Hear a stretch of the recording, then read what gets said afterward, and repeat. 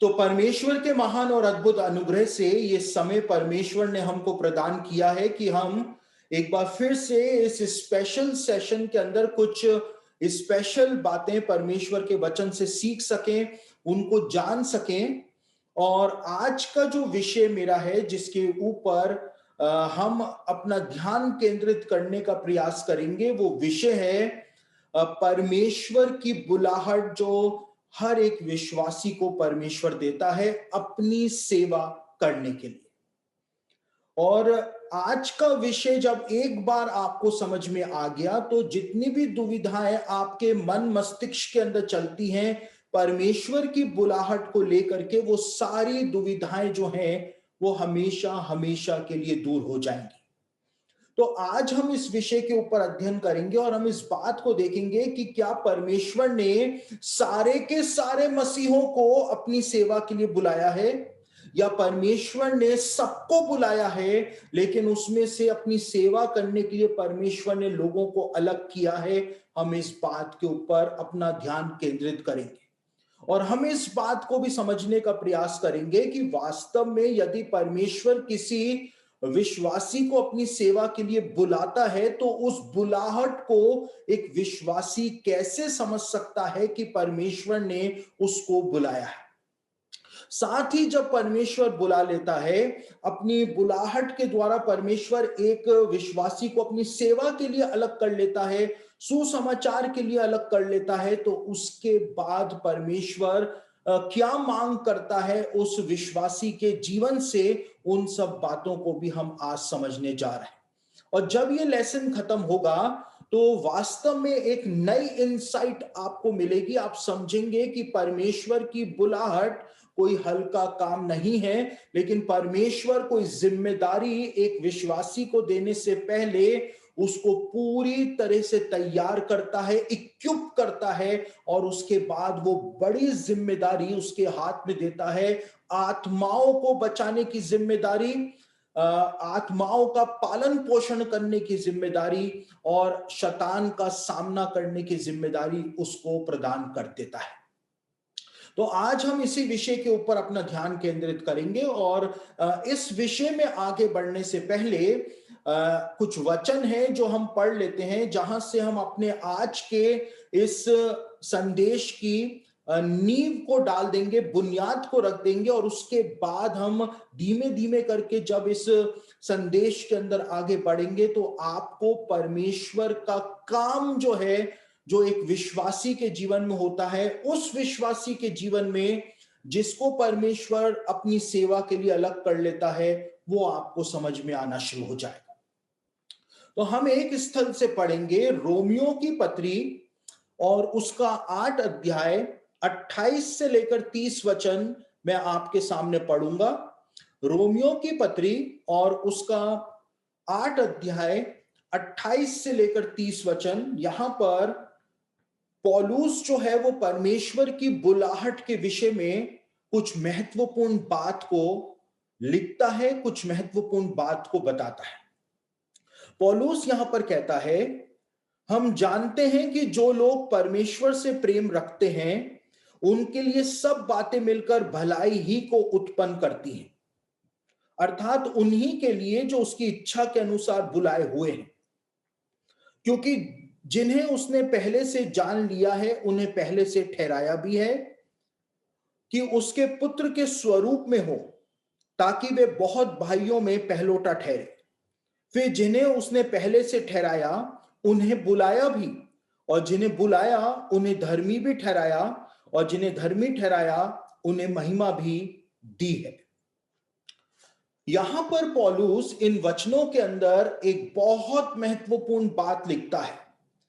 पौलुस इस बात को कहता है कि परमेश्वर ने सबको बुलाया है उद्धार के लिए। परमेश्वर के उद्धार की बुलाहट जो है वो सारे मनुष्यों के लिए है। परमेश्वर ने सबको बुलाया है, और जब परमेश्वर बुलाता है तो परमेश्वर धर्मी भी ठहराता है, परमेश्वर उद्धार भी देता है।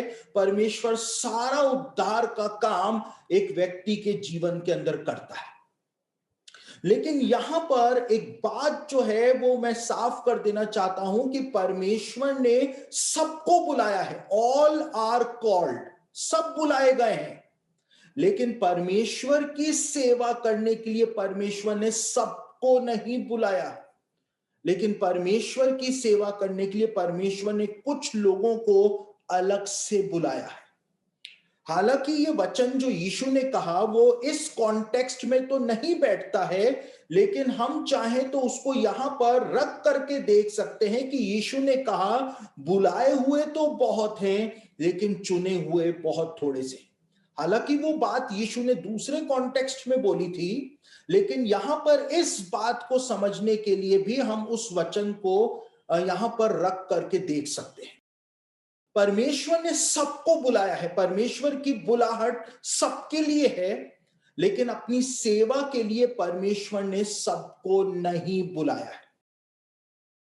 अपनी सेवकाई के अंदर अभी तक मुझको दो ऐसे प्रभु के सेवक मिले जिन्होंने अलग अलग समय में मुझसे मिल करके इस बात को कहा, प्रभु के सेवक। और एक प्रभु के सेवक जो था जो 18 सालों से सेवकाई कर रहा था, कलीसिया चला रहा था, वो एक पास्टर था और उसने 18 साल की सेवकाई करने के बाद जब वो मुझसे मिला तो उसने मुझसे कहा कि भाई मुझको ऐसा लगता है कि परमेश्वर ने शायद मुझको अपनी सेवा के लिए बुलाया ही नहीं था और मैं जबरदस्ती परमेश्वर की सेवा करने के लिए आ गया। और उसने कहा 18 साल तक सेवा कर ली और उसने कहा कि मैं दूसरे मेरे साथ के जवानों को देखा करता था कि वो किस प्रकार से प्रभु की सेवा कर रहे हैं, तो मैं देखा देखी करके प्रभु की सेवा करने के लिए आ गया। लेकिन 18 साल बीत चुके हैं, आज तक मेरी सेवा के अंदर कोई फ्रूट ही दिखाई नहीं दे रहे। 18 साल सेवा करने के बाद। और कुछ साल पहले मुझको एक और प्रभु के सेवक मिले और वो 23 साल तक प्रभु की सेवा कर चुके थे और 23 साल तक प्रभु की सेवा करने के बाद उन्होंने मुझको कहा कि मुझे ऐसा लगता है कि परमेश्वर ने मुझको पास्टर बनने के लिए बुलाया ही नहीं था, मुझको तो सुसमाचार सुनाने के लिए, एक प्रचारक बनने के लिए बुलाया था। लेकिन मैंने मेरे जीवन के 23 साल जो थे वो पास्टरशिप करने के अंदर लगा दिए और अब जाकर के मुझको परमेश्वर का योजना समझ में आ रही है कि परमेश्वर ने मुझको चरवाहा बनने के लिए बुलाया ही नहीं था। लोग क्या करते हैं, परमेश्वर जिन लोगों को बुलाता नहीं है वो जबरदस्ती परमेश्वर की सेवा करने के लिए आ जाते हैं। परमेश्वर ने अगर आपको उद्धार दिया है, बुलाहट सबके लिए है, लेकिन सेवा के लिए परमेश्वर ने अलग से लोगों को चुना है। वो परमेश्वर का चुनाव है और परमेश्वर सेवा करने के लिए अलग से लोगों को चुनता है। किन्हीं लोगों के पास कोई दर्शन नहीं होता है, कोई बुलाहट नहीं होती है, लेकिन वो जबरदस्ती आ जाते हैं, जबरदस्ती आ जाते हैं और उसके बाद वो ऐसा दिखाते हैं कि उनसे बड़ा प्रचारक तो या उनसे बड़ा पास्टर तो इस दुनिया में कोई है ही नहीं। और आज ऐसा ही हो रहा है, आज ऐसा ही हो रहा है। आप देख लीजिए, आज हर कोई व्यक्ति जो है वो प्रचार के काम के अंदर लगा हुआ है। हर कोई व्यक्ति आज हर कोई प्रचार के काम के अंदर लगा हुआ है, चाहे उसको बुलाया गया हो या नहीं बुलाया गया हो, चाहे उसका जीवन परमेश्वर को समर्पित हो या उसका जीवन परमेश्वर को समर्पित नहीं हो। बस फेसबुक के ऊपर या यूट्यूब के ऊपर हीरो बन करके आ जाना या कोई फिल्म की एक्ट्रेस बन करके आ जाना और आ करके वहां पर ना जाने क्या बोलना, ना जाने क्या बोलना। जो बातें वो बोलते हैं उनको खुद भी नहीं पता है कि वो क्या बोलते हैं, जो मन में आता है वो ही बोल देते हैं।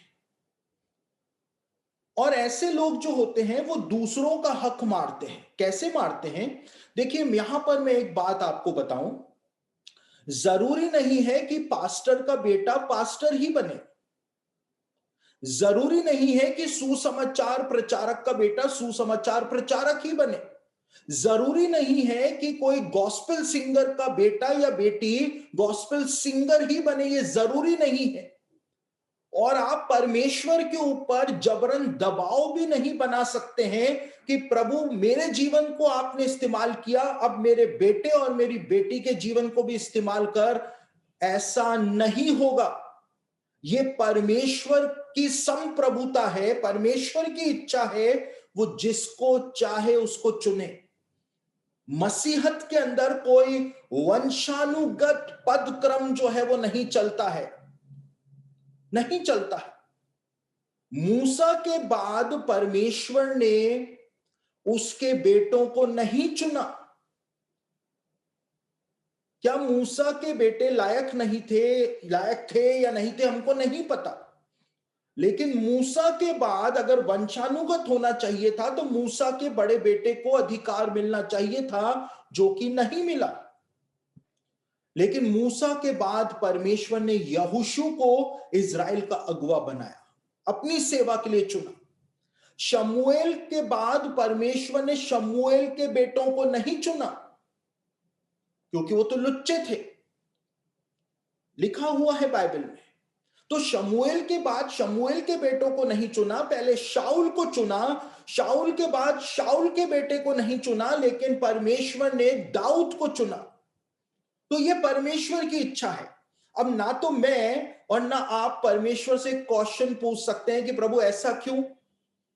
हाँ, हमारी इतनी हैसियत नहीं है कि हम यूनिवर्स के राजा से जाकर के क्वेश्चन पूछें, क्योंकि परमेश्वर को जो भाता है वो करता है। बाइबल में लिखा हुआ है, मैं जिस पर दया करना चाहूंगा उस पे करूंगा, जिस पे नहीं करना चाहूंगा नहीं करूंगा। तुम कौन होते हो? वो यीशु ने एक दृष्टांत सुनाया जिसमें उस स्वामी से जो मजदूर थे उन्होंने आकर के कहा कि भाई, जो सुबह से काम कर रहे थे उनको भी एक एक ही दिया तूने, और जो पूरे दिन जो थोड़े से एक दो घंटे पहले आए उनको भी उतना मिला। तो स्वामी ने कहा, मेरे माल से मैं जो चाहे सो करूं, तुम कौन होते हो? तो आज क्या हो रहा है, आज जिन लोगों के पास कोई बुलाहट ही नहीं है परमेश्वर की, जिनके मन में परमेश्वर के लिए दर्द नहीं है, प्रेम नहीं है, वो भी उठ करके आ रहे हैं सेवा करने की। उनको उनको सेवा नहीं करनी है, उनको दुनिया के सामने दिखाना है कि देखो हम कितने मल्टी टैलेंटेड हैं, हम कितने मल्टी टैलेंटेड हैं। हम गीत भी गा लेते हैं, हम वाद्य यंत्र भी बजा लेते हैं, म्यूजिकल इंस्ट्रूमेंट्स भी बजा लेते हैं, हम प्रचार भी कर लेते हैं, हमारे पास नौकरी भी है, हम तो ये हैं, हम तो वो हैं। बस हमारी प्रशंसा होनी चाहिए। वो खुद की प्रशंसा के लिए आ जाते हैं और दूसरों का हक मारते हैं। कई सारी कलीसियाओं में मेरे अनुभव में, देखिए जो भी बात बोल रहा हूं मेरा व्यक्तिगत अनुभव है, आपका अनुभव मेरे से अलग हो सकता है और जरूरी नहीं है कि मेरी सारी बातों से आप सहमत हो। ठीक है, जरूरी नहीं है कि मेरी सारी बातों से आप सहमत हो, लेकिन मैं अपना व्यक्तिगत अनुभव आपको बता रहा हूं। जो इतने सालों तक मैंने प्रभु की सेवा की है, उसमें जो अनुभव मैंने लिया है वो मैं आपके सामने रख रहा हूं।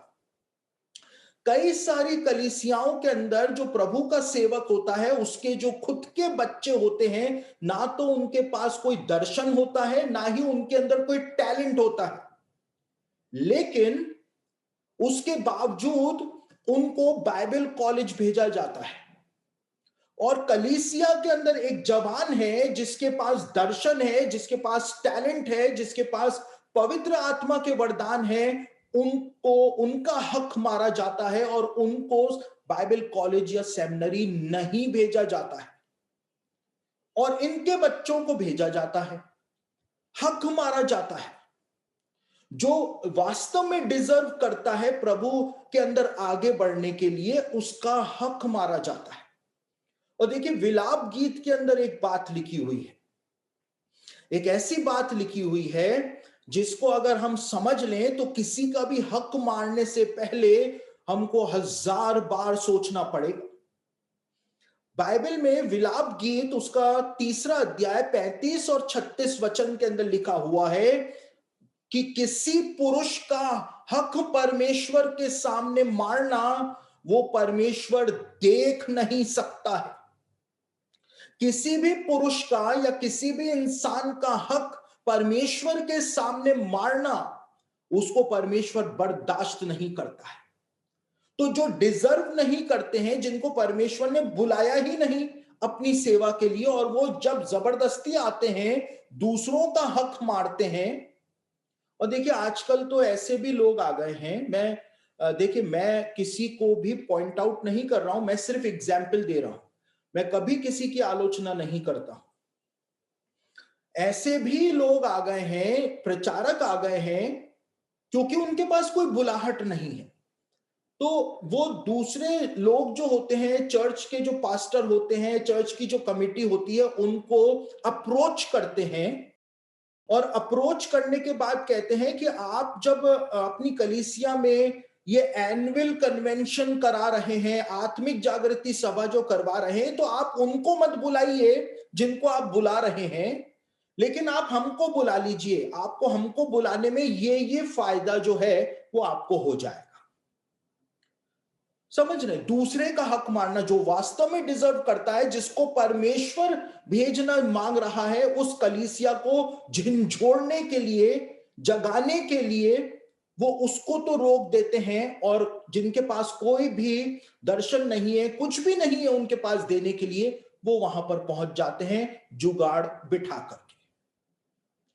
और ऐसे लोग, क्योंकि लिखा हुआ है विलाप गीत में, किसी का भी हक परमेश्वर के सामने मारना, परमेश्वर उसको देख नहीं सकता है।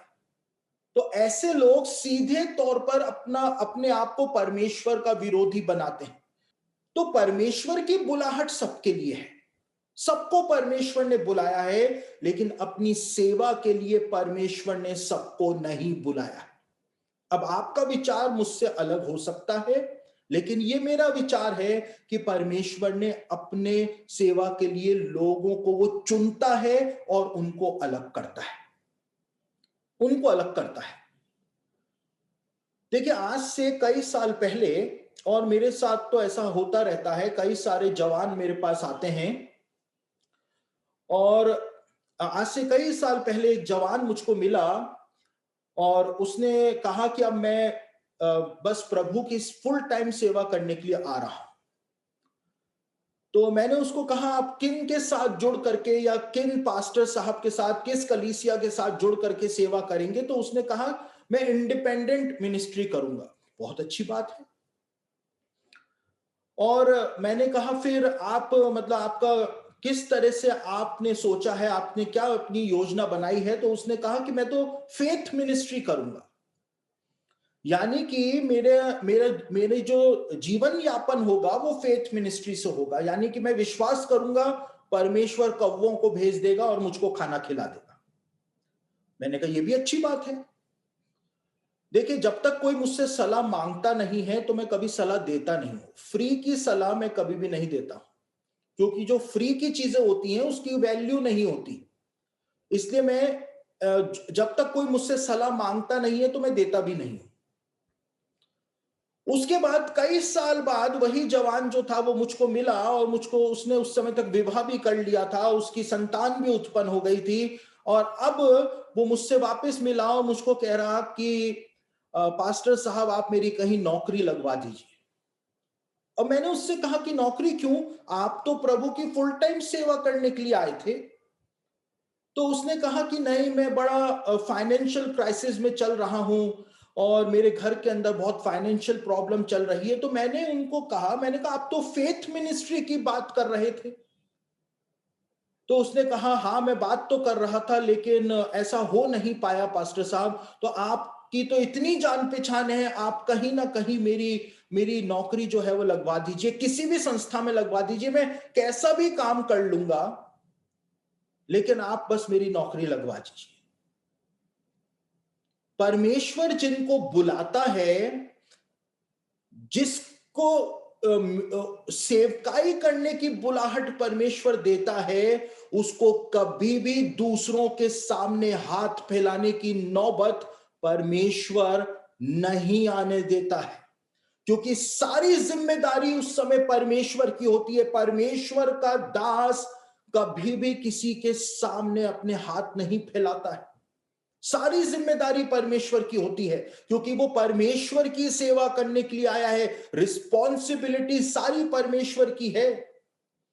लेकिन जब जबरदस्ती आ जाते हैं, परमेश्वर ने कॉलिंग दी ही नहीं सेवा करने के लिए, परमेश्वर ने कॉलिंग दी थी, उद्धार दिया, पवित्र आत्मा से भरा, परमेश्वर ने सब कुछ कर दिया, लेकिन तब हम क्या समझना शुरू कर देते हैं कि अब हमको सेवकाई के लिए भी परमेश्वर ने बुला लिया है।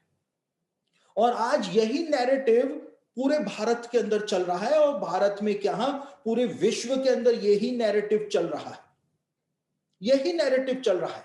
एक गलत सोच जो है वो आज मसीहों के अंदर जड़ पकड़ती चली जा रही है। तो परमेश्वर ने सबको बुलाया है, लेकिन परमेश्वर ने सेवकाई के लिए सबको नहीं बुलाया है। परमेश्वर ने सेवकाई के लिए लोगों को अलग किया है, अलग करता है।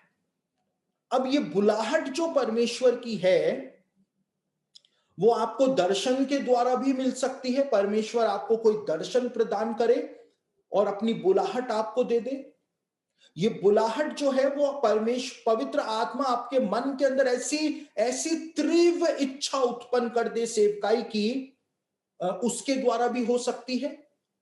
आप किसी सभा के अंदर परमेश्वर का वचन सुन रहे हैं, वहां पर भी ये बुलाहट आपको पवित्र आत्मा दे सकता है। और उस समय आप यशाया की तरह कहते हैं कि जब आपको ये कॉल मिलता है सेवा करने का कि कौन जाएगा, तो आप कहते हैं कि प्रभु मैं जाऊंगा, तू मुझे भेज।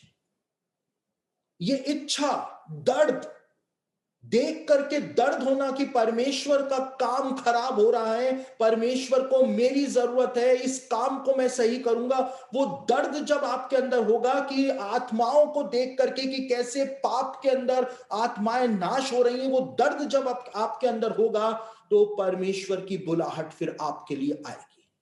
वो अपनी सेवा के लिए आपको अलग करेगा।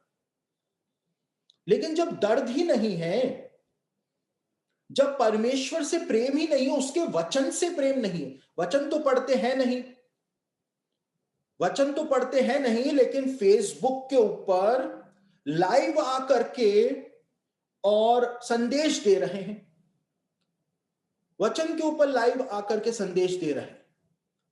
क्यों दे रहे हैं? खुद की वाहवाही के लिए। मेरी वाहवाही होनी चाहिए, लोगों को दिखना चाहिए मैं कितना हैंडसम हूं, या मैं कितनी सुंदर हूं, मैं कितनी आत्मिक हूं, ये दिखना चाहिए। देखिए, परमेश्वर की सेवा कोई मजाक नहीं है, परमेश्वर की सेवा कोई गेम नहीं है। और आपका दुश्मन शैतान जो है वो ताक में बैठा हुआ है, आप परमेश्वर के साथ मजाक कर रहे हैं, शैतान उसका भरपूर फायदा उठाएगा, वो छोड़ेगा नहीं, वो भरपूर फायदा उठाएगा, क्योंकि आप यूनिवर्स के राजा के साथ खेल रहे हैं। इस पूरे यूनिवर्स का जो राजा है, हमारा परमेश्वर जो है, उसके साथ खेलने की कोशिश कर रहा है। तो परमेश्वर की सेवा एक एक बहुत ही गंभीर काम है, बहुत गंभीर काम है, और उसके लिए परमेश्वर विश्वासियों में से सेवकों को अलग करता है। सुसमाचार की सेवा के लिए परमेश्वर लोगों को अलग करता है, और जब एक बार अलग कर लेता है, एक बार जब कॉल आ गया, आपने उसका रिस्पॉन्स दे दिया, तुरंत रिस्पॉन्स जब आपने दे दिया, तब परमेश्वर आपको अलग हटा लेता है, अपने लिए अलग कर लेता है।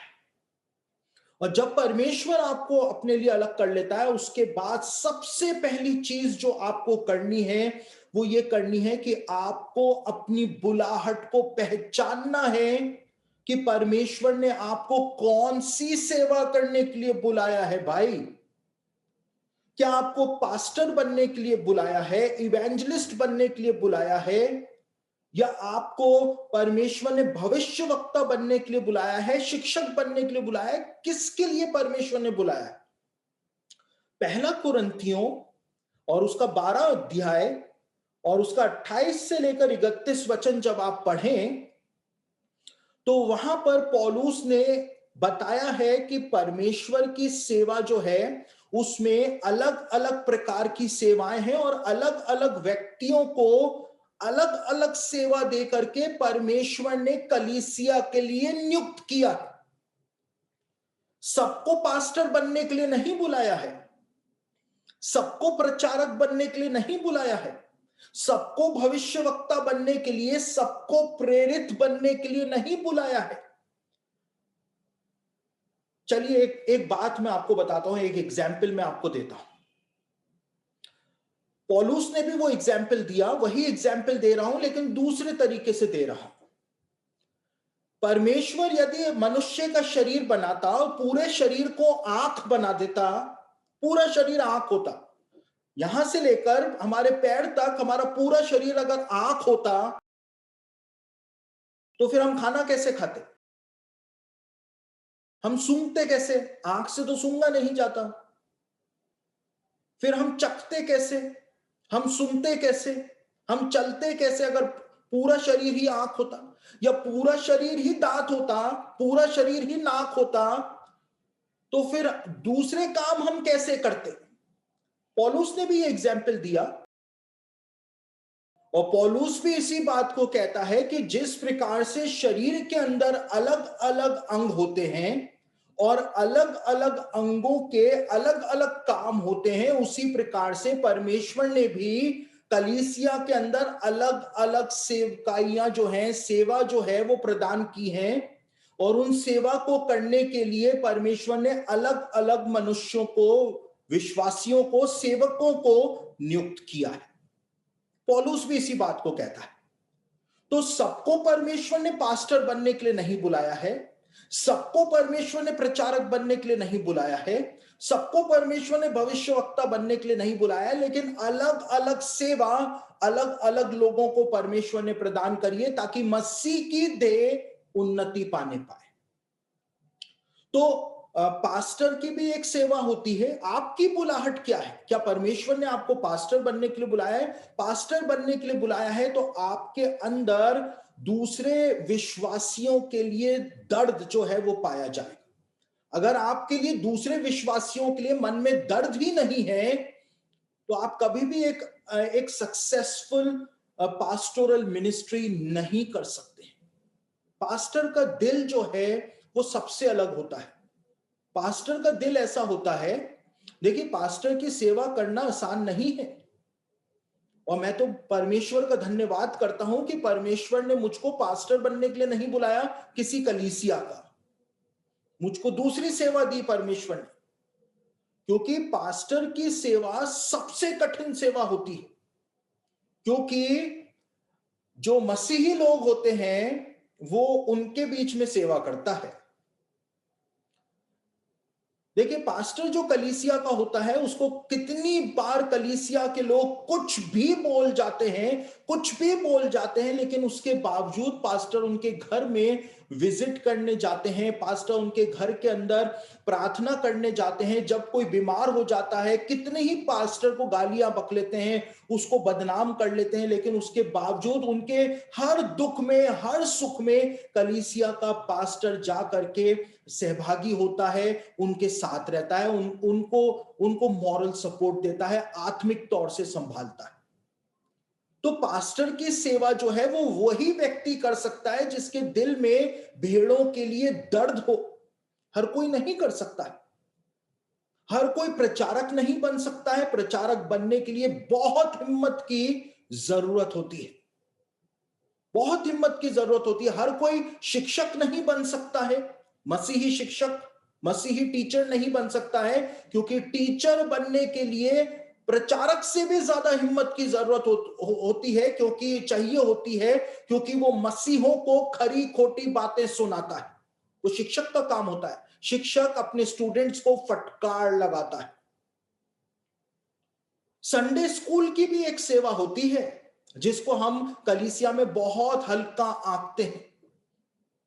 देखिए मैं आपको एक बात बताऊं, संडे स्कूल की ही एक कहानी आपको बता रहा हूं, सच्ची कहानी आपको बता रहा हूं। एक व्यक्ति था, जब संडे स्कूल चलता था तो जो टीचर थी संडे स्कूल को पढ़ाने वाली, या जो शिक्षक था संडे स्कूल को पढ़ाने वाला, मुझको ठीक से याद नहीं आ रहा है, लेकिन जब वो बच्चों को पढ़ाया करती थी संडे स्कूल के अंदर, तो एक व्यक्ति था जो दरवाजे के ऊपर खड़ा हो करके उस सारे संदेशों को, शिक्षा को सुना करता था बहुत ध्यान से, जब संडे स्कूल के अंदर बच्चों को शिक्षा दी जाती होती थी।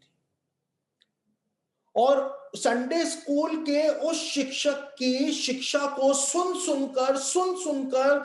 सुनकर वो व्यक्ति जो वहां पे खड़ा होकर के उस शिक्षा को सुना करता था, उसके जीवन के अंदर ऐसा काम हुआ कि उसका जीवन पूरी तरह से बदल गया, पूरी तरह से बदल गया। वही शिक्षा जो छोटे बच्चों को दी जा रही है, उस शिक्षा को सुन करके उस बड़े व्यक्ति का जीवन पूरी तरह से बदल गया और आगे जाकर के वो एक विश्व प्रसिद्ध पास्टर बना, जिसको हम डीएल मूडी के नाम से जानते हैं। डीएल मूडी के नाम से हम उनको जानते हैं। और उसके बाद ये डीएल मूडी अपनी एक सभा के अंदर प्रचार कर रहे थे, और इनकी प्रचार सभा के अंदर एक जवान बैठा हुआ था जिसका नाम था बिली संडे, और उसका जीवन डीएल मूडी की सभा के अंदर पूरी तरह से बदल गया। और बिली संडे जो था वो भी एक बहुत बड़ा प्रचारक आगे जाकर के बना। अब एक सभा के अंदर एक जवान लड़का बैठा हुआ था और बिली संडे जो थे वो प्रचार कर रहे थे। बिली संडे बहुत जोशीला प्रचार किया करते थे, और बिली संडे जब प्रचार कर रहे थे और उनकी प्रचार सभा के अंदर एक जवान लड़का बैठा हुआ था और उसका जीवन परिवर्तित हो गया। और कलीसियाई इतिहास के अंदर ऐसा प्रचारक कभी आया ही नहीं जैसा प्रचारक वो जवान लड़का बिली संडे की सभा के अंदर जो बचा था, वो जवान लड़का बना, जिसने कलीसियाई इतिहास के अंदर कलीसिया को हिला करके रख दिया। उसकी तरह प्रचारक आया ही नहीं, और उस जवान लड़के का नाम था बिली ग्रैहम। बिली ग्रैहम उसका नाम था। तो एक संडे स्कूल के टीचर की वजह से डीएल मूडी जो थे वो बने, और उस संडे स्कूल के टीचर की वजह से डीएल मूडी बने, डीएल मूडी की वजह से बिली संडे बने, बिली संडे की वजह से बिली ग्रैहम बने, और बिली ग्रैहम के द्वारा पता नहीं कितने बने होंगे। लेकिन संडे स्कूल की सेवा के द्वारा परमेश्वर ने डीएल मूडी जैसे प्रचारक को खड़ा कर दिया था। तो सेवकाइयां अलग अलग हैं। सिर्फ मंच के ऊपर प्रचार करना ही सेवकाई नहीं है। सेवकाइयां अलग अलग प्रकार की होती हैं। यूथ मिनिस्ट्री होती है, और वुमेन्स मिनिस्ट्री होती है, अलग अलग मिनिस्ट्री होती है, जेल मिनिस्ट्री होती है, अलग अलग सेवकाई होती है। तो परमेश्वर ने आपको कौन सी सेवकाई के लिए बुलाया है? देखिए, आज कई सारे लोग हैं जो सारी सेवकाई करना मांगते हैं। अब सब तो सारी सेवकाई तो आप नहीं कर सकते हैं। सारी सेवकाई तो आप नहीं कर सकते हैं कि सारे काम आप कर लें। ऑलराउंडर कोई भी प्रभु की सेवा में नहीं होता है। स्पेसिफिक काम के लिए परमेश्वर लोगों को बुलाता है, अलग करता है। ऑलराउंडर कोई भी नहीं है। और यदि सारी सेवा करने की कोशिश करेंगे, आज ये भी हो रहा है कि लोग सारी सेवा करने की कोशिश कर रहे हैं कि मैं ये भी कर लूं, ये भी कर लूं, ये भी कर लूं, ये भी कर लूं, ये भी कर लूं, वो एक भी सेवा पूरी नहीं कर पाएंगे, पूरी नहीं कर पाएंगे। तो आप सारी सेवा नहीं कर सकते हैं। परमेश्वर ने पास्टर बनने के लिए बुलाया है, तो आप सिर्फ पास्टर बन सकते हैं। आपको प्रचारक बनने के लिए बुलाया है, मिशनरी बनने के लिए बुलाया है, तो आप वो काम कर सकते हैं। देखिए, आज एक अलग प्रकार का नैरेटिव भारत के अंदर चल रहा है, गलत नैरेटिव चल रहा है कि परमेश्वर ने यदि आपको अपनी सेवा के लिए बुलाया है तो आपको आत्माएं बचानी है, आपको सुसमाचार सुनाना है, और आपको कलीसियां स्थापित करनी है, आपको चेले बनाने ही बनाने हैं। ये बाइबल में कहीं पर भी नहीं लिखा हुआ है। ये नैरेटिव जो चल रहा है कि यदि आपको सेवा के लिए बुलाया है तो आपको चेले बनाने हैं और कलीसियां स्थापित करनी है, और ऐसा कई सारे लोग आज बोल भी रहे, लेकिन ये बाइबल में कहीं पर भी नहीं लिखा हुआ है। परमेश्वर ने अलग अलग दर्शन अलग अलग लोगों को दिए हैं, और अलग अलग कामों के लिए परमेश्वर ने लोगों को बुलाया है। अगर सभी चेले बनाने निकल जाएंगे तो फिर कलीसिया को पीछे कौन संभालेगा? अगर सभी चेले बनाने के लिए निकल जाएंगे तो दूसरे काम कौन करेगा? अगर सभी कलीसिया स्थापित करने के लिए निकल जाएंगे तो फिर दूसरी सेवा कौन करेगा? मसीहों का पालन पोषण कौन करेगा? मसीही लोग आत्मिक तौर से कमजोर हो जाएंगे, फाड़ने वाले भेड़िए घुस जाएंगे कलीसियाओं में, उनको कौन संभालेगा? सुसमाचार सुनाने का दायित्व सबका है, लेकिन सबको अलग अलग कामों के लिए बुलाया गया है। देखिए, एक मजाक की बात आपको और बताऊं, जितने भी लोग आज इस बात का प्रचार कर रहे हैं कि हमको चेले बनाने चाहिए, हमारा फोकस चेले बनाने पर होना चाहिए और हमको कलीसिया स्थापित करनी है, जितने भी लोग ऐसा प्रचार आज कर रहे हैं, वो सारा प्रचार जो है वो मसीहों को कर रहे हैं। खुद तो कभी चेले बनाने निकले नहीं। सारा वो प्रचार जो है वो मसीहों के लिए है। खुद तो सिर्फ मसीहों में प्रचार कर रहे हैं और दूसरों को कह रहे हैं तुम जाके चेले बनाओ। अरे भाई, पहले आप तो बना के दिखाओ, पहले आप तो आदर्श बनो, उसके बाद आपको देख करके हम इंस्पायर हो करके हम भी वैसे ही काम कर लेंगे। लेकिन खुद तो यीशु ने कहा कि तुम ऐसे भारी बोझ को जिसका उठाना मुश्किल है उसको मनुष्यों के ऊपर लाद देते हो और खुद उसको अपनी उंगली से भी सरकाना नहीं चाहते। खुद बस अच्छे जगह पर बैठ करके बातें बोलेंगे कि चेले बनाने हैं, कलीसियाएं स्थापित करनी है, दूसरे जाएं, लेकिन खुद ने तो कुछ किया ही नहीं। पहले आप तो करो। तो ये गलत नैरेटिव जो है आज भारत के अंदर बनता चला जा रहा है कि परमेश्वर ने जिसको सेवा के लिए बुलाया है वो चेले बनाएगा और वो कलीसिया स्थापित करेगा। चेले बनाने का और कलीसिया स्थापित करने का काम मिशनरी की सेवा का होता है या प्रचारक की सेवा का होता है, प्रेरित की सेवा का होता है, सबका नहीं होता है। तो अलग अलग सेवा के लिए परमेश्वर ने अलग अलग लोगों को बुलाया है और आपको यह पहचानना है कि आपको परमेश्वर ने कौन सी सेवा के लिए बुलाया है। और आप कैसे पहचानेंगे? आप पहचानेंगे कि परमेश्वर ने आपको गिफ्ट क्या दिया है, पवित्र आत्मा का कौन सा वरदान आपको मिला है, उसके द्वारा आपको समझ में आएगा कि आपको कौन सी सेवा के लिए बुलाया है। और आपको एक और तरीका है जिससे समझ में आएगा कि आपको कौन सी सेवा के लिए परमेश्वर ने बुलाया है, वो है कि जिस सेवा को करने में आप अंदर से आनंदित हो, आपको खुशी मिले, यानी कि परमेश्वर ने आपको उसी सेवा के लिए बुलाया है। और जिस सेवा को करते हुए आपको सबसे ज्यादा सक्सेस मिले, आप समझ जाइए कि परमेश्वर ने आपको उसी सेवा के लिए बुलाया, उसी सेवा के लिए बुलाया है। जिसमें आपको आनंद मिले, जिस सेवा को करते हुए, वो सेवकाई जो है वो संडे स्कूल मिनिस्ट्री भी हो सकती है।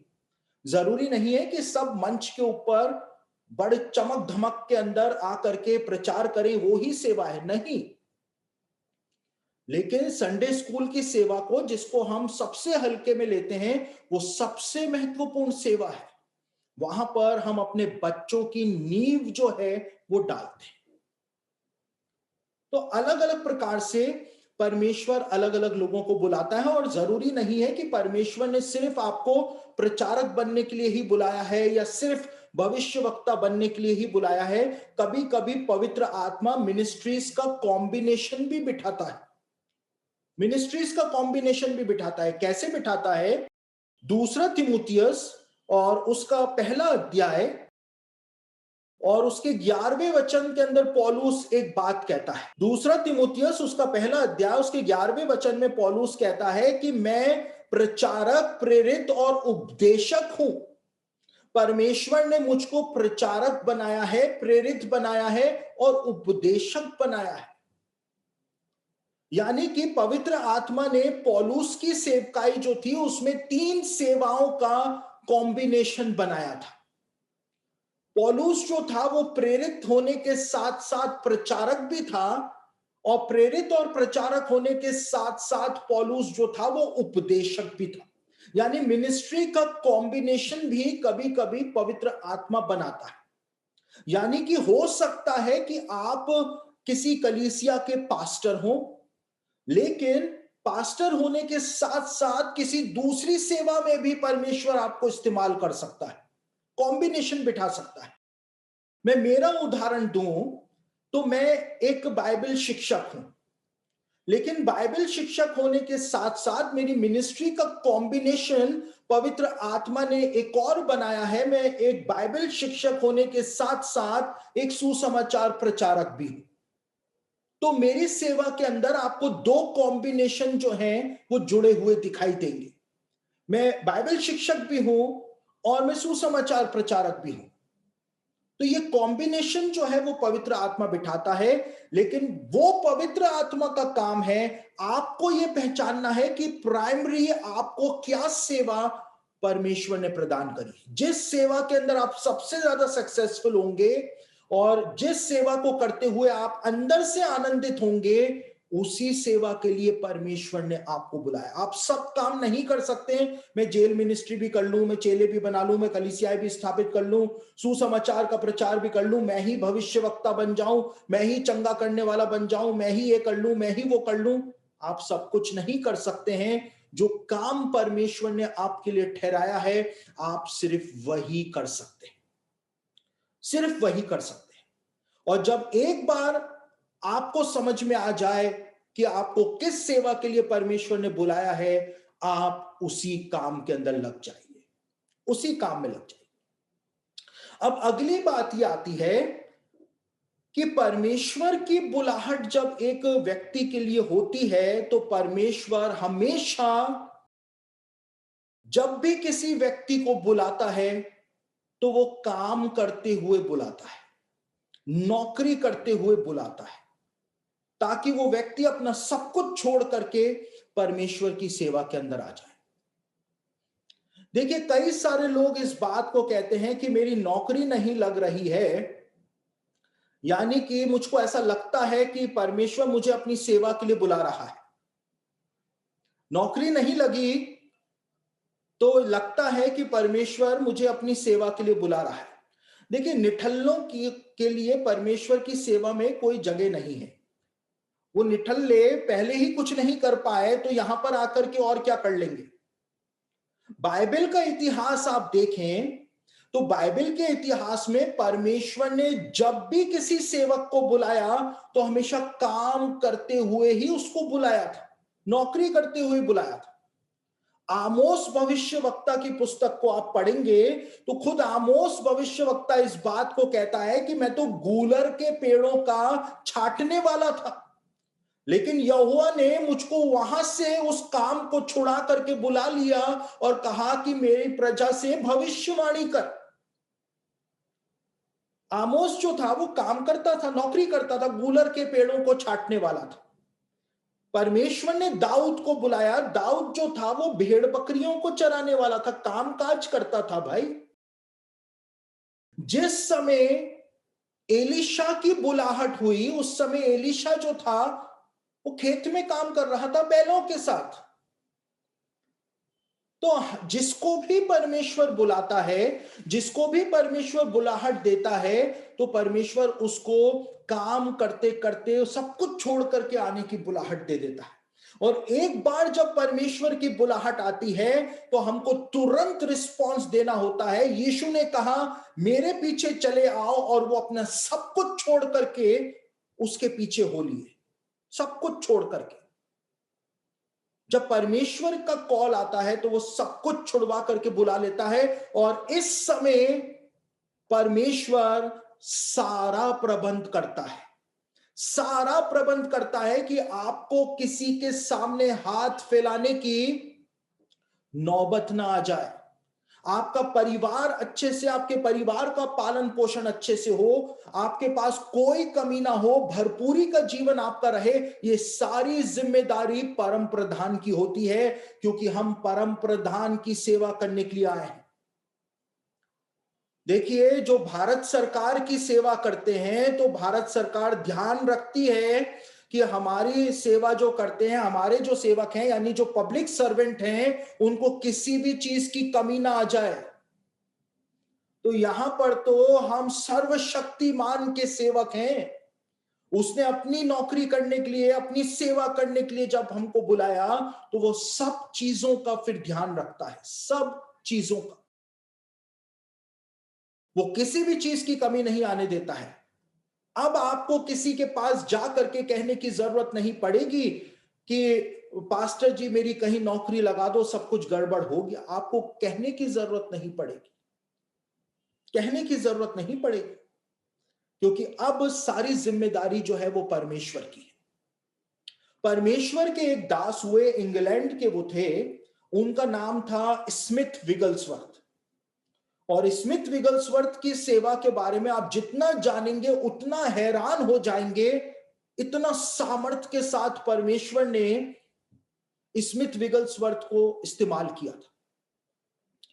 और उनकी उनकी बायोग्राफी को यदि आप पढ़ेंगे स्मिथ विगल्सवर्थ की, तो आपको लगेगा कि क्या परमेश्वर किसी इंसान को इस तरह से भी इस्तेमाल कर सकता है। परमेश्वर ने उनको वैसे इस्तेमाल किया था। और स्मिथ विगल्सवर्थ जो थे, जब वो प्रभु की सेवा नहीं करते थे, उससे पहले वो प्लम्बर थे और प्लम्बर का काम वो करते थे। और जब परमेश्वर का कॉल उनके लिए आया, और उनके सामने भी यही दुविधा थी कि यदि मैंने मेरा काम छोड़ दिया तो मेरा परिवार कैसे चलेगा। और जब ये सारा द्वंद उनके दिमाग के अंदर चल रहा था, तो स्मिथ विगल्सवर्थ ने अपने अपने औजारों का वो बॉक्स लिया और वो अपने प्रार्थना के कमरे के अंदर गए और औजारों के उस बॉक्स को उन्होंने सामने रखा और वहां पे घुटने टेके और उन्होंने प्रार्थना करनी शुरू करी। और स्मिथ विगल्सवर्थ ने कहा कि प्रभु, तू मुझको तेरी सेवा के लिए बुला रहा है, और ये औजार जो है मेरे, उनको मैं तेरे पास रख रहा हूं। यदि मेरी पैंट के अंदर पैबंद लगाने की जरूरत पड़ गई या मेरे जूते फट गए, तो मैं वापस इस कमरे में आऊंगा और अपने ये औजार जो है मैं वापस उठा लूंगा। और उनकी बायोग्राफी का लिखने वाला लेखक जो है, उनका ही जो शिष्य था, वो इस बात को कहता है कि परमेश्वर इतना विश्वास योग्य है कि उसने स्मिथ विगल्सवर्थ को दोबारा कभी भी वो औजारों का बॉक्स उठाने नहीं दिया, उठाने नहीं दिया। क्योंकि जब परमेश्वर आपको बुलाता है, तो परमेश्वर की जिम्मेदारी होती है कि वो आपकी सारी जरूरतों की पूर्ति करता है, सारी जरूरतों की पूर्ति करता है। वो कोई फाइनेंशियल आपको फाइनेंशियल लॉस में नहीं जाने देगा, आपको कोई कमी नहीं होने देगा। वो आपका और आपके परिवार का पालन पोषण करेगा। देखिए, मैं कई साल पहले एक मसीही संस्था के अंदर सेवा करता था, काम करता था। और मैं इतना कड़वा इसलिए बोलता हूं क्योंकि मेरे जीवन के अंदर मैंने बहुत सारे कड़वे अनुभव लिए हैं, इसलिए मैं कड़वा हूं। हाँ, आपको मीठे प्रचारक मिलते हैं, आपको मीठे प्रचारक पसंद आते हैं, लेकिन मेरे पास इतने कड़वे अनुभव हैं, मैंने उन सारे कड़वे अनुभवों को लिया है, इसलिए मैं कड़वा ही प्रचार करता हूं। तो मैं एक मसीही संस्था में काम करता था, कई साल मैंने काम किया। और उस मसीही संस्था के अंदर मैंने जो कुछ भी सीखा और देखा, वो यही देखा कि राजनीति कैसे होती है और प्रभु के काम को कैसे बिगाड़ा जाता है और दर्शन को कैसे खराब किया जाता है। और उसके बाद कई सालों तक सेवा करने के बाद जब मैंने वहां से रिजाइन किया, तो जो बड़े अगवे महोदय जो थे, उन्होंने अपने कमरे में मुझको बुलाया और उन्होंने मुझको एक बात बोली थी जो मुझे आज तक याद है। अब वो अगवे अभी जिंदा हैं या नहीं वो भी मुझको नहीं पता, उस समय ही वो काफी बुजुर्ग थे।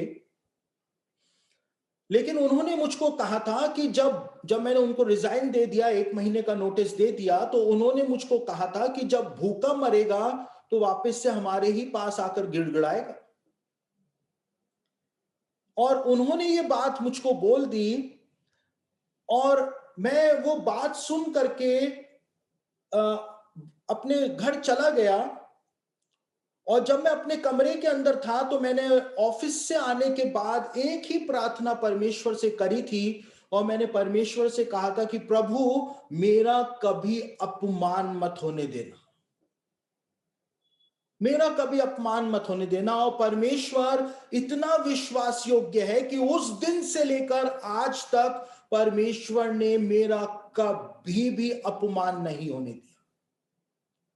जब परमेश्वर का कॉल आता है कि आप उसकी सेवा करें और आप सब कुछ छोड़ करके उसकी सेवा करने के लिए आ जाते हैं, तो परमेश्वर की रिस्पॉन्सिबिलिटी अब होती है कि वो आपके लिए सारा प्रबंध करता है, सारा प्रबंध करता है। तब आपको किसी के सामने हाथ फैलाने की जरूरत नहीं पड़ेगी। परमेश्वर अपने आप ही सब कुछ करेगा, अपने आप ही सब कुछ करेगा। और देखिए, कई सारे लोग मुझसे नाराज हो जाते हैं जब मैं कहता हूं कि वीआरएस लेकर के आप परमेश्वर की सेवा के लिए क्यों रुके हुए हैं। कई सारे लोग मुझसे नाराज हो जाते हैं कि मैं ये इस बात को बोलता हूं कि कई लोग बोलते हैं कि बस मेरे इतने साल की सर्विस पूरी हो जाए, उसके बाद मैं रिटायरमेंट लेकर के परमेश्वर की सेवा करूंगा। तो अगर सेवा करनी है तो अभी तुरंत सब कुछ छोड़ करके आ जाओ। मैं इस बात को बोलता हूं, आप उतने साल तक सर्विस करने के लिए क्यों रुके हुए हो? और मैं इसीलिए बोलता हूं क्योंकि परमेश्वर मांग करता है कि उसके लोगों का भरोसा सिर्फ परमेश्वर पर होना चाहिए और किसी भी चीज पर नहीं होना चाहिए, किसी भी चीज पर नहीं होना चाहिए। और इसीलिए देखिए, आपकी पेंशन क्या कर लेगी अगर आप रिटायरमेंट लेकर के आएंगे? आपकी पेंशन क्या आपको संभालेगी? संभालने वाला तो परम प्रधान ऊपर बैठा हुआ है, ऊपर बैठा हुआ है। जब वो आपको अपनी सेवा के लिए बुलाएगा तो फिर वो आपके लिए सारा प्रबंध भी करके आपको देगा। तब आपको टेंशन करने की कोई जरूरत नहीं है। बस आपको तुरंत रिप्लाई देने की जरूरत है, रिस्पॉन्स करने की जरूरत है कि हाँ प्रभु, मैं यहां हूं और मैं सेवा करने के लिए आ रहा हूं, मैं आ रहा हूं। और जब आप परमेश्वर की सेवा करने के लिए, फुल टाइम सेवा करने के लिए आ जाएंगे, आपको बुलाहट मिल गई, आपने पहचान लिया कि आपको कौन सी सेवा के लिए परमेश्वर ने बुलाया है। उसके बाद जब आपको परमेश्वर पूरी तरह से बुलाएगा और आप परमेश्वर पर पूरी तरह से निर्भर हो जाएंगे, अपने काम को छोड़ करके आप आ जाएंगे, परमेश्वर के चरणों में अपना पूरा समर्पण आप कर देंगे। उसके बाद परमेश्वर आपकी विश्वास योग्यता को तोलेगा कि आप कितने विश्वास योग्य हैं। परमेश्वर आपको किसी सेवा के साथ जोड़ेगा, परमेश्वर आपको किसी सेवक के साथ जोड़ेगा, परमेश्वर के दास के साथ जोड़ेगा, ताकि आप परमेश्वर के दास के साथ रह करके सेवा करना सीख सके। और इस समय जब आप किसी परमेश्वर के दास के साथ मिल करके परमेश्वर की सेवा करनी शुरू करेंगे, उस समय परमेश्वर इस बात को देखेगा कि आप कितने विश्वास योग्य हैं परमेश्वर के उस दास के साथ। आप कितने विश्वास योग्य हैं। देखिए, एलीशा जो था, उसको आत्मा का दूना अभिषेक ऐसे ही नहीं मिल गया था। एलीशा जो था, उसके लिए दूसरा राजा उसका 3रा अध्याय उसके 11वें वचन के अंदर लिखा हुआ है कि एलीशा जो था वो एलिया के हाथ धुलाया करता था, यानी कि नौकर की तरह वो एलिया का काम किया करता था। एलिया का दास था, बुलाया गया था परमेश्वर का दास बनने, बन गया था एलिया का दास। लेकिन उसका रिवॉर्ड उसको क्या मिला? यहोशू के लिए लिखा हुआ है कि यहोशू जो था वो मूसा का टहलुआ था, सेवक था, लेकिन कहां परमेश्वर ने उसको पहुंचा दिया। परमेश्वर इस समय तोलता है आपकी विश्वास योग्यता की कहीं आप परमेश्वर के दास का सिर्फ फायदा उठाने के लिए तो नहीं आए हैं कि मैं इस प्रभु के साथ जुड़ करके यदि सेवा करूंगा तो मेरा बहुत नाम होगा, लोग मुझे जान जाएंगे और उसके बाद परमेश्वर के इस दास की बजाय लोग मुझको ही सेवा के लिए बुलाना शुरू कर देंगे। कहीं आपके मन में ऐसे विचार तो नहीं है? कहीं आप परमेश्वर के सेवक की सेवकाई खराब तो नहीं कर रहे हैं? परमेश्वर इस बात को देखेगा, इस बात को देखेगा कि आपके मन में क्या है। यीशु मसीह ने एक सिद्धांत दिया, यीशु मसीह ने कहा कि जो अपने आप को बड़ा बनाएगा वो छोटा किया जाएगा, और जो अपने आप को छोटा बनाएगा वो बड़ा किया जाएगा। अब ये वचन हमारे उद्धारकर्ता के मुंह से निकले हुए वचन है, और वो टल नहीं सकते हैं, वो झूठे हो नहीं सकते हैं, वो एक यूनिवर्सल ट्रुथ है। अब यीशु ने ऐसा बोल दिया, अब वो पत्थर की लकीर है, कहानी खत्म। यानी ऐसा होगा और ऐसा होता है, जो अपने आप को बड़ा बनाएगा वो छोटा कर दिया जाएगा, और जो अपने आप को छोटा बनाएगा वही बड़ा किया जाएगा। परमेश्वर इस समय इस बात को तोलेगा कि परमेश्वर ने जो आपका चुनाव किया, परमेश्वर ने स्वर्ग से आपको अपनी बुलाहट भेजी, परमेश्वर इतनी महान जिम्मेदारी आपको देने जा रहा है, तो परमेश्वर इस समय आपकी विश्वास योग्यता को तोलेगा कि आप कितने नम्र हैं। क्या आप छोटा होना जानते हैं, या सिर्फ आप बड़े होने के लिए ही आए हैं? देखिए, एक बात मुझको याद आई, मैं आपको बताऊं। हालांकि वो बात सेवकाई से संबंधित नहीं है। मैं एक कंपनी के अंदर काम करता था सेवकाई में आने से पहले, और क्योंकि वो कंपनी शहर के बाहर थी और वहां पर रहने के लिए मेरे पास कोई जगह नहीं थी, तो जो कंपनी के जो बॉस थे वो बहुत अच्छे थे, वो भी मसीही थे, और उनका जो गेस्ट रूम था उसी के अंदर उनका ऑफिस भी बना हुआ था, और उन्होंने अपना गेस्ट रूम जो था वो मुझको रहने के लिए दे दिया था कंपनी में ही। और जब मैं वहां पे रहता था तो जहां पर बेड लगा हुआ था उसके पास में ही उनकी टेबल और उनकी बॉस वाली चेयर जो थी वो भी वहां पर लगी रहती थी। और जब मैं बुक लिखता था तो मेरे को बुक लिखने में बहुत प्रॉब्लम आती थी, तो मैं जैसे तैसे टेढ़ा मेढ़ा हो करके मैं बुक लिखा करता था, जो भी परमेश्वर थॉट देता था मैं लिखा करता था। तो एक दिन वो बॉस जो थे मेरे, वो मुझसे मिलने के लिए शाम के टाइम गेस्ट रूम में आ गए, और उन्होंने देखा कि मैं बहुत मुश्किल से वहां पर बैठ करके लिख रहा हूं, तो उन्होंने आ करके कहा, उन्होंने मुझको कहा कि अरे मेरी टेबल और चेयर यहां पर है, इस पे बैठ करके क्यों नहीं लिख लेते हो, इतना ज्यादा प्रॉब्लम में क्यों हो? और मैंने उनको कहा कि मैं आपकी चेयर पर बैठ ही नहीं सकता हूं। क्यों नहीं बैठ सकता हूं? मेरी हैसियत नहीं है आपकी चेयर पर बैठने की। अभी मेरी हैसियत नहीं है कि मैं आपकी चेयर पर बैठ जाऊं, कोई भी नहीं है, मैं अकेला ही तो हूं उस कमरे में। कौन देख रहा है? ना तो बॉस देख रहा है, ना कोई देख रहा है। मैं उस चेयर पर बैठ सकता हूं, लेकिन मेरा मन ही मुझको ऐसी गवाही देता था कि मैं उस चेयर पे अभी बैठने लायक ही नहीं। वो तो बॉस की चेयर। जो अपने आप को छोटा बनाएगा वही बड़ा किया जाएगा। परमेश्वर हर एक चीज को इस समय देखता है, परमेश्वर हर एक चीज को तोलता है। आपके मन को पूरा परमेश्वर टटोल लेगा इस समय कि आप क्या कर रहे हैं, आपके अंदर कितनी नम्रता है, परमेश्वर इस बात को जान लेगा। परमेश्वर के दास को कहीं आप धोखा तो नहीं दे रहे हैं जिसके साथ परमेश्वर ने आपको रखा है।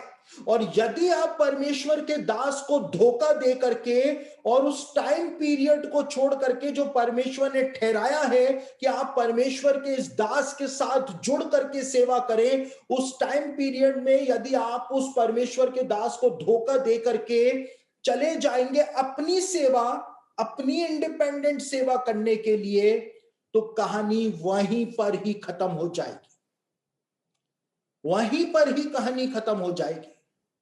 फिर आप कुछ भी नहीं कर पाएंगे। तो आपको परमेश्वर इस समय जांचेगा कि आपके मन के अंदर क्या है। आपको ध्यान रखना है कि कहीं परमेश्वर का दास का दिल आपके कारण न दुख जाए। आपको परमेश्वर ने उसके साथ जोड़ा है। देखिए, कोहरे जो था वो भी इज़राइल का लीडर था, लेकिन मूसा का असिस्टेंट था, मूसा से नीचे ही था। लेकिन जब कोहरा ने मूसा के खिलाफ आवाज उठाई तो कोहरे का क्या परिणाम हुआ? गेहजी जो था उसने अपने प्रभु के सेवक के साथ, जिसके साथ मिलकर वो सेवा करता था, एलीशा के साथ, गेहजी ने एलीशा को धोखा दिया। और गेहजी का रिजल्ट क्या हुआ? यहूदा इस्करियोती जो था वो भी सेवा के लिए बुलाया गया था, उसके पास एक कॉलिंग थी सेवा की।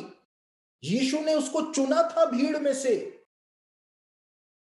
लेकिन यहूदा इस्करियोती ने यीशु मसीह को धोखा दे दिया।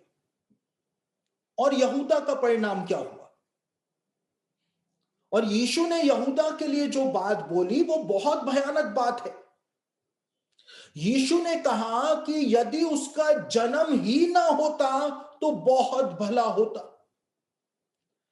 यदि परमेश्वर ने आपको किसी सेवा के साथ जोड़ा है, परमेश्वर चाहता है कि आप वहां पर सीखें, तैयार हो आगे की महान सेवा के लिए। और यदि आप अपना दिमाग लगा करके परमेश्वर के उस दास को धोखा देते हैं, उस सेवा को धोखा देते हैं, अपने फायदे के लिए आप इस काम को करते हैं कि अब समय आ गया है कि परमेश्वर मुझको और भी ज्यादा सामर्थ्य रूप से इस्तेमाल करेगा, यदि आप ऐसा करते हैं तो परमेश्वर फिर कभी भी आपको इस्तेमाल नहीं करेगा।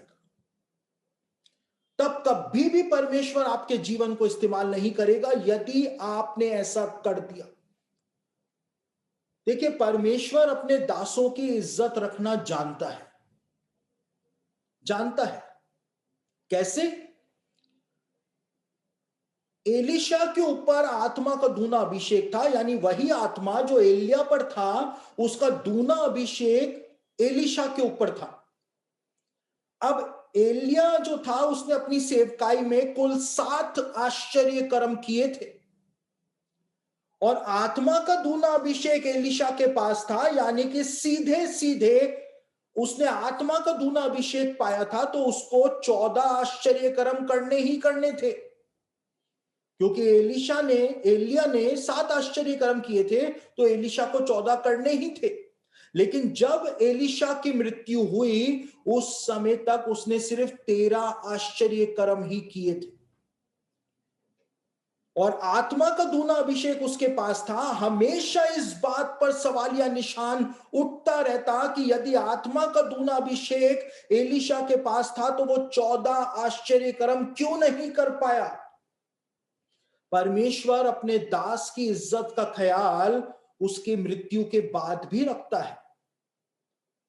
और ये सवाल कभी उत्पन्न ना होने पाए, इसलिए वो 14वां आश्चर्य कर्म भी एलीशा के साथ जुड़ जाता है। कब जुड़ जाता है? जब एक सैनिक की लाश को इजराइल में दफनाया जा रहा होता है, और उस समय उस सैनिक की लाश एलीशा की हड्डियों से जब टकरा जाती है, तो एलीशा की हड्डियों से टकराने के कारण वो सैनिक जो होता है वो वापस से जिंदा हो जाता है और 14वां आश्चर्य कर्म हो जाता है।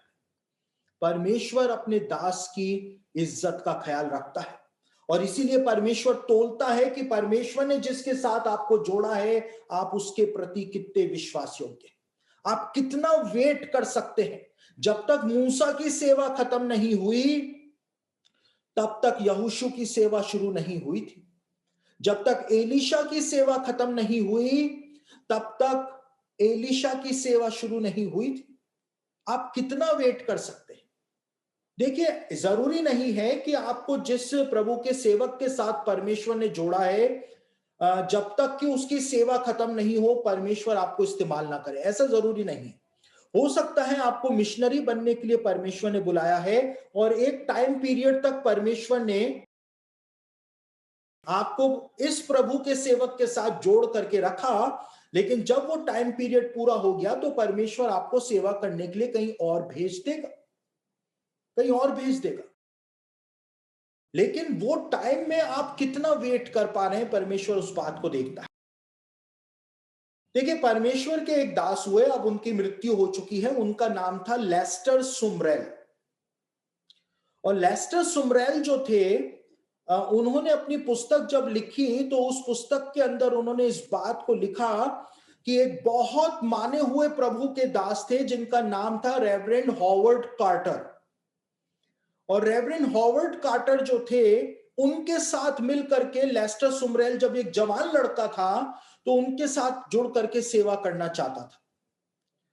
और लेस्टर सुमरेल जो थे वो एक इवेंजलिस्ट बन चुके थे अमेरिका में, लेकिन वो उस काम के अंदर खुश नहीं थे, उनको अंदर से आनंद नहीं आता था। और जब उनको पता चला जो है वो एक फलानी जगह में अमेरिका के अंदर प्रचार करने आए हुए हैं, तो वो जिस सभा में 3 दिन की सभा में जब वो प्रचार करने गए हुए थे, तो दूसरे दिन ही उन्होंने ऑर्गेनाइजर को कहा कि मैं तो जा रहा हूं, मुझको प्रचार नहीं करना है। और उनने बहुत खरी खोटी सुनी, लेकिन वो अपना सामान लेकर के हॉवर्ड कार्टर परमेश्वर के दास से मिलने के लिए निकल पड़े। और जब वो हॉवर्ड कार्टर से मिले तो उन्होंने जाकर के हॉवर्ड कार्टर से कहा कि मैं आपके साथ मिलकर के सेवा करना चाहता हूं। आप ट्रेन में यात्रा करोगे तो मैं ट्रेन में यात्रा करूंगा, आप हवाई जहाज में यात्रा करोगे तो मैं हवाई जहाज में यात्रा करूंगा, आप पानी के जहाज में यात्रा करोगे तो मैं पानी के जहाज में यात्रा करूंगा, आप पैदल चलोगे तो मैं पैदल चलूंगा, आप पहाड़ पे चढ़ोगे तो मैं पहाड़ पे चढ़ूंगा। जो आप करोगे, जहां आप रहोगे, जिस दशा में आप रहोगे, मैं आपके साथ सेवा करूंगा, क्योंकि मुझको आपके साथ सेवा करनी है। और हॉवर्ड कार्टर जो थे, उन्होंने कहा कल सुबह मेरे कमरे में आना। और हॉवर्ड कार्टर के लिए बताया जाता है कि हॉवर्ड कार्टर को जितनी भी भविष्यवाणियां परमेश्वर देता था प्रार्थना के समय, उसको वो एक पुस्तक के अंदर लिखा करते थे। वो उनकी बुक ऑफ प्रोफेसी थी, वो अपनी डायरी के अंदर उसको लिखा करते थे। और उसके बाद जब सुबह लेस्टर सुमरेल, बिल्कुल जवान लड़का, जब हॉवर्ड कार्टर के कमरे में पहुंचे, तो हॉवर्ड कार्टर जो थे, उन्होंने कई साल पहले अपनी डायरी के पन्नों को पलटा और बताया, एक तारीख बताई कि इस तारीख को मुझको परमेश्वर ने ये भविष्यवाणी दी थी। और क्या भविष्यवाणी दी? परमेश्वर से प्रार्थना कर रहे थे कि मुझको मेरे साथ सेवा करने के लिए एक जवान चाहिए, एक जवान चाहिए। और परमेश्वर ने उनको भविष्यवाणी दी थी कि एक जवान तेरे पास आएगा और उसको ही मैंने चुन करके तेरे साथ जोड़ा है, और वही होगा जो तेरे साथ जुड़ करके सेवा करेगा। और उसकी पहचान ये होगी कि वो तुझसे आकर के कहेगा कि यदि आप ट्रेन में यात्रा करोगे तो मैं ट्रेन में यात्रा करूंगा, यदि आप जहाज में यात्रा करोगे तो मैं जहाज में यात्रा करूंगा, यदि आप हवाई जहाज में यात्रा करोगे तो मैं हवाई जहाज में यात्रा करूंगा, जहां आप रहोगे मैं वहां पर रहूंगा, जैसे आप रहोगे मैं रहूंगा, लेकिन मैं आपके साथ ही रहूंगा। कई साल पहले परमेश्वर ने वो बात जो थी वो हॉवर्ड कार्टर को बता दी थी कि एक जवान आएगा और इन शब्दों को बोलेगा, वही होगा जिसको मैंने तेरी सेवा के साथ जोड़ा है। और लेस्टर सुमरेल अपनी पुस्तक में लिखते हैं कि जब तक हॉवर्ड कार्टर जिंदा रहे, तब तक मैं हॉवर्ड कार्टर के साथ जुड़ा रहा। और हॉवर्ड कार्टर जो थे वो एक शिक्षक थे, और लेस्टर सुमरेल जो थे एक प्रचारक थे। और वो कहते हैं हमने मिल करके सेवा करी, और हमेशा मैं हॉवर्ड कार्टर का असिस्टेंट बन करके ही रहा जब तक कि उनकी मृत्यु नहीं हो गई। और हॉवर्ड कार्टर की मृत्यु के बाद परमेश्वर ने लेस्टर सुमरेल को भी उसी स्तर पर इस्तेमाल किया जो जैसा परमेश्वर ने हॉवर्ड कार्टर को किया था, वैसा ही इस्तेमाल किया। बेनी हिन की यदि आप बात करें तो बेनी हिन कहते हैं कि मेरे जो पास्टर थे जिनके साथ परमेश्वर ने मुझको जोड़ा था, बेनी हिन कहते हैं कि यदि आज भी वो जिंदा होते तो मैं आज भी उनका असिस्टेंट होता, क्योंकि परमेश्वर तोलता है कि हम प्रभु के साथ साथ कितने विश्वास योग्य हैं। हो सकता है कि परमेश्वर का दास हमारा कई बार अपमान कर दे, लेकिन परमेश्वर इस चीज को भी देखता है कि हम उस अपमान को पॉजिटिव सेंस में ले रहे हैं या नेगेटिव सेंस में ले रहे हैं। हमारे अंदर कितना धीरज है, कितना संयम है, परमेश्वर इस बात को देखता है। और जब वो ट्रेनिंग पीरियड पूरा हो जाता है, उसके बाद परमेश्वर जिस बुलाहट के लिए परमेश्वर ने बुलाया होता है, उस बुलाहट के लिए परमेश्वर फिर इस्तेमाल करता है। उसके बाद परमेश्वर इस्तेमाल करता है। और देखिए, यहां पर आपको यह बात भी ध्यान रखनी पड़ेगी कि हर चीज का जो आरंभ होता है, वो आरंभ चाहे कितना भी अच्छा हो, लेकिन अंत कैसा होता है वो सबसे ज्यादा महत्वपूर्ण है। सबोपदेशक उसका 7 अध्याय और उसके 8वें वचन के अंदर सुलेमान कहता है कि किसी भी चीज के आरंभ से उसका अंत भला है। हिंदी में एक कहावत चलती है, अंत भला तो सब भला, all well if ends well. इससे कोई फर्क नहीं पड़ता, ये कोई मायने नहीं रखता है कि आपने सेवकाई जो है वो कैसे शुरू करी, कितने जोश के साथ शुरू करी, कितनी मेहनत के साथ शुरू करी, आंसू बहाते हुए शुरू करी, ये कोई फर्क नहीं पड़ता है। लेकिन फर्क इससे पड़ता है कि आपकी सेवकाई को आप खत्म कैसे कर रहे हैं। कहीं आपकी सेवकाई डिजास्टर में जाकर के तो खत्म नहीं हो रही है, कहीं आपकी सेवकाई तबाह तो नहीं हो रही है, बदनाम तो नहीं हो रही। इतने आंसू आपने उठाए, परमेश्वर के दास की गालियों को भी आपने सुना, इतनी विश्वास योग्यता आपने दिखाई, इतना सब कुछ आपने सहा, और कहीं आपकी सेवकाई का अंत जो है वो दुखद तो नहीं हो रहा है। भले से आपने गिरते पड़ते सेवकाई को शुरू किया हो, सेवकाई के अंदर कई परेशानियां आई हो, लेकिन यदि आपकी सेवा अंत में आकर के फ्रूट उत्पन्न करती है तो वो सबसे भला है। सबोपदेशक में सुलेमान कहता है कि किसी भी काम के आरंभ से उसका अंत भला है। तो इससे कोई मतलब नहीं है कि आप कैसा शुरू करते हैं, मतलब इससे है कि आप कैसा खत्म करते हैं, खत्म करते हैं। और इसी बुलाहट के अंदर एक और बहुत महत्वपूर्ण बात है, एक और बहुत महत्वपूर्ण बात यह है कि जिस समय परमेश्वर आपको बुलाहट देता है, आपको किसी प्रभु के सेवक के साथ जोड़ता है या किसी सेवकाई के अंदर आपको जोड़ता है परमेश्वर, या आप इंडिपेंडेंटली सेवा करने के लिए परमेश्वर आपको बुलाता है, तो उस समय आपको सबसे ज्यादा ध्यान जो है, यदि आप जवान हैं, नौजवान हैं, चाहे लड़का हो चाहे लड़की हो, यदि आप नौजवान हैं तो आपको सबसे ज्यादा ध्यान इस बात पर देना है कि आप जब विवाह करेंगे तो आपको विवाह करने में बहुत सतर्क रहना है, बहुत सतर्क रहना है। आपको यूं ही किसी से विवाह नहीं कर लेना है, यूं ही नहीं कर लेना है। देखिए, परमेश्वर की सेवा कोई गेम नहीं है, यहां पर कोई मजाक नहीं हो रहा है। परमेश्वर की सेवा जो है उसके लिए कीमत चुकानी पड़ती है, कीमत चुकानी पड़ती है।